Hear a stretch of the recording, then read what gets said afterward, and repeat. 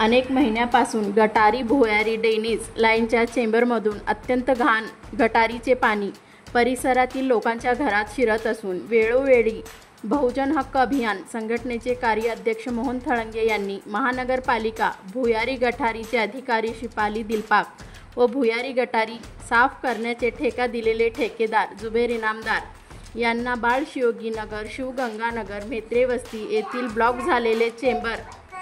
स्वच्छ करून व त्यामधील गाळ काढून विनाकारण नागरिकांना होत असलेला त्रास व डेंग्यू मलेरिया सारखे गंभीर आजार होत असल्याचे सांगून देखील महानगरपालिका आरोग्य विभागाचे शिपाली दिलपाक यांना वारंवार विनंती केली असता त्यांनी फक्त खोटे आश्वासन देऊन अद्यापपर्यंत कुठलीही दखल घेतलेली नाही।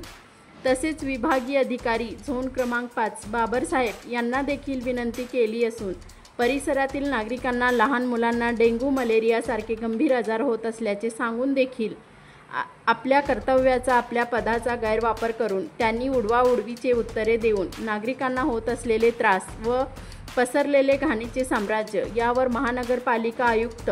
हे आरोग्य विभागातील शिपाली दिलपाक, विभागीय अधिकारी बाबरसाहेब यांच्यावर कार्यवाही करणार का यावर जनतेचे लक्ष।